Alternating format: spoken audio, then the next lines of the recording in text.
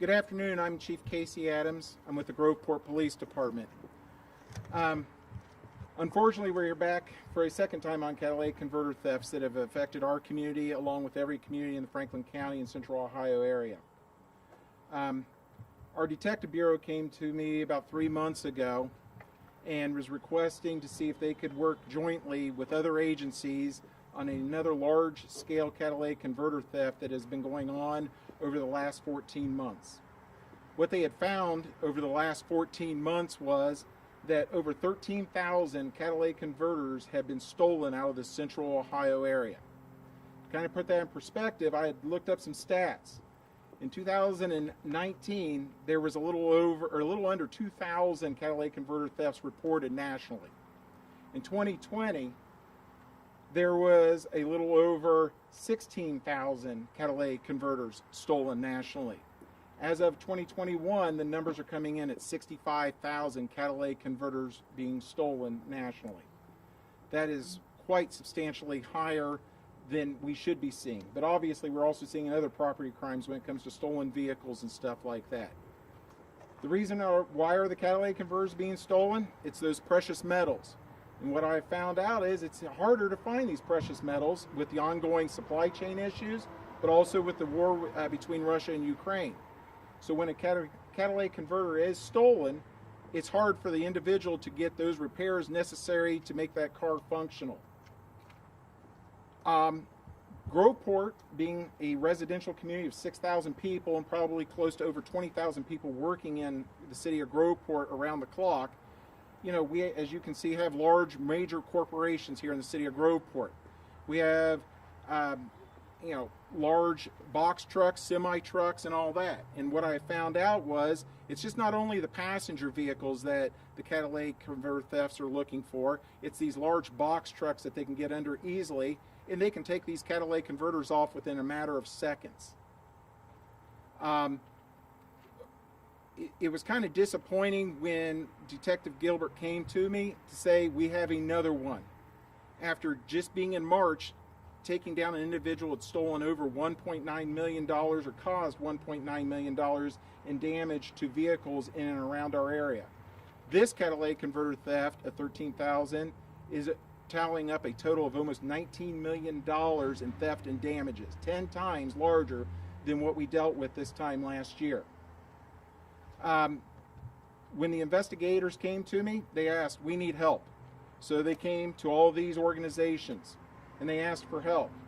First one was to Chief Baker's department at Reynoldsburg Police Department, because Detective Josh Gilbert had already been working with one of their investigators. The next groups were the Franklin County Sheriff's Department, the National Insurance Crime Bureau, and then the Bureau of Motor Vehicles. All these individuals have a stake in what we're looking at. Over the 3-month investigation, officers obtained enough information to get a probable cause for several warrants for individuals on the south side of Columbus, which were executed. Those warrants were pretty productive for us.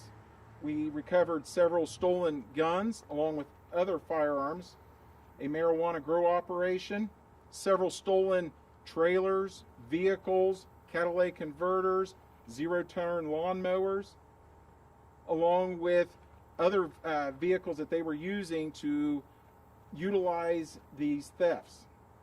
One thing that I was astonished with from the first investigation that we were investigating this time last year to this one was that now they were using vehicles and crushing them down so that they could take them to scrap yards. And of the 300 cars that they took to scrap yards, only 44 of them had titles. They didn't even have to produce a title, which was very frustrating. Detective Gilbert testified down at the State House earlier this year, and we have tried to demonstrate that there are some major loopholes in the current laws when it comes to scrapping. We've talked to our local state representatives. Representative Brown was very supportive.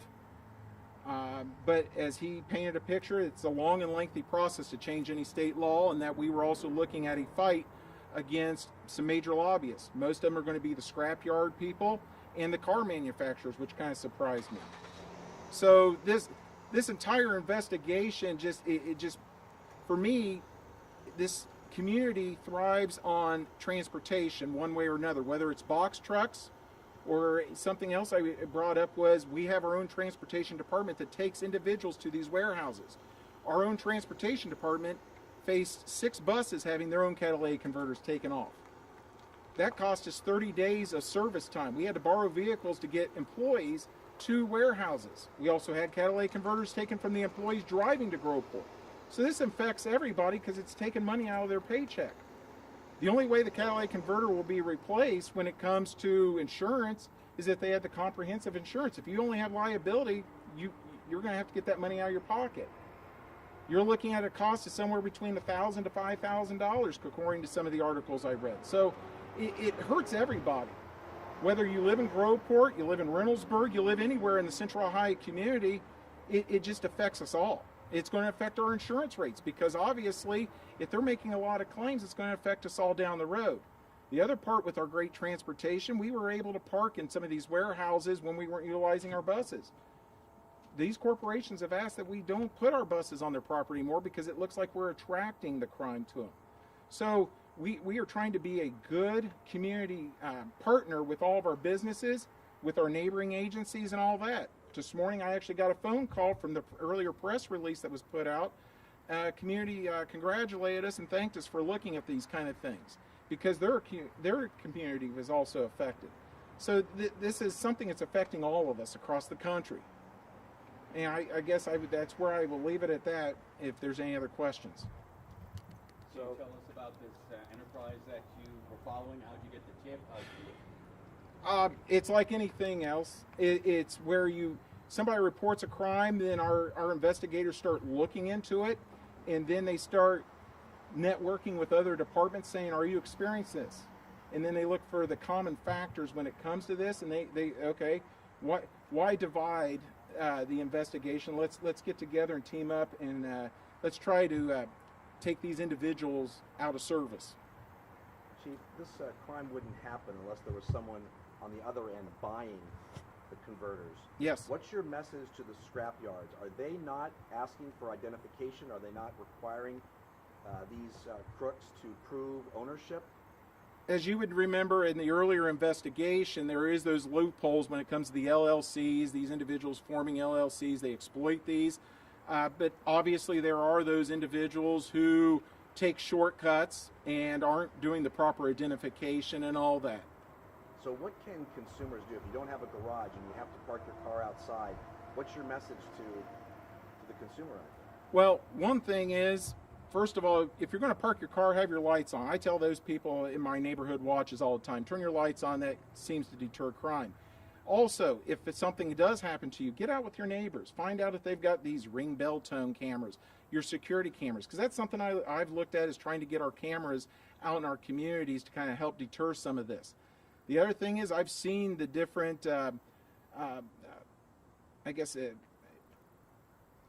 products that they're trying to get out there from, like, it looks like a cage that they put around the catalytic converter. I've now seen metal plates that they'll mount underneath the catalytic converter.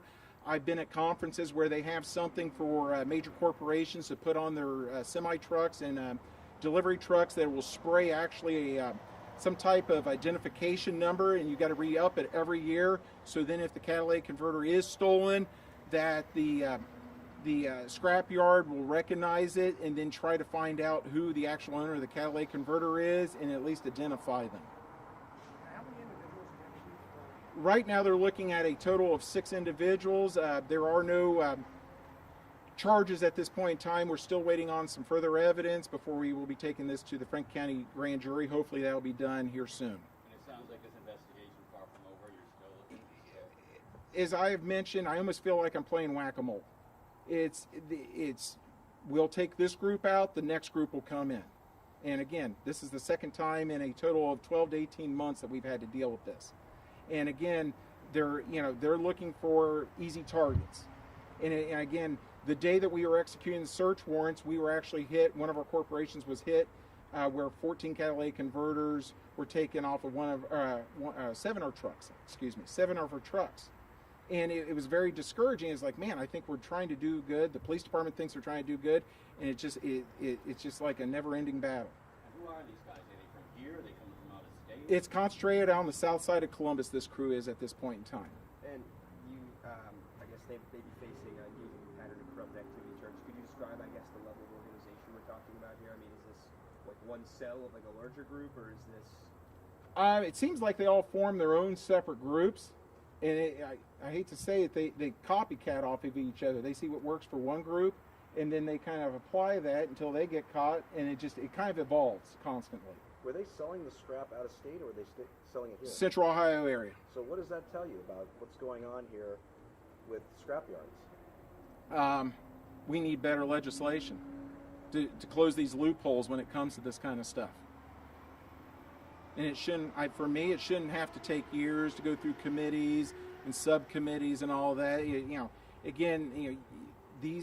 Everybody's community is being affected by this, and I hope the legislators would kind of put this on the fast track to maybe even kind of squash a lot of this activity. Did they try to sell it over the internet at all? Not that I'm aware of. Besides these indictments, we expect more after that. What we have found out from the first investigation, you will find that there are more investigations that will come out of it and more charges. And I will tell you, we have had a lot of interest from just not organizations within the state of Ohio, but across the country to see how we are investigating these type of crimes. After the first one, of course, it was blasted out through Google and all that and social media, and there was a lot of departments that wanted to know, how did you do this? We've actually had an interest of having a department wanting us to come down to their state to kind of discuss how we looked at catalytic converter investigations. I can tell you, our investigators, we're also evolving our patterns on how we're investigating these type of crimes. Is there certain cars that are more susceptible to being hit by these criminals than others that the people can learn from? What I have found out from our investigators, any gasoline-powered cars, the more expensive catalytic converters compared to diesel, cars that are higher off the ground, like the pickup trucks that are surrounding us basically right now, the delivery trucks. What I read is the Ford Fusion and the Prius are the most popular because they're a kind of a half hybrid gasoline that also has a lot of high concentrations of the precious metals they're looking for.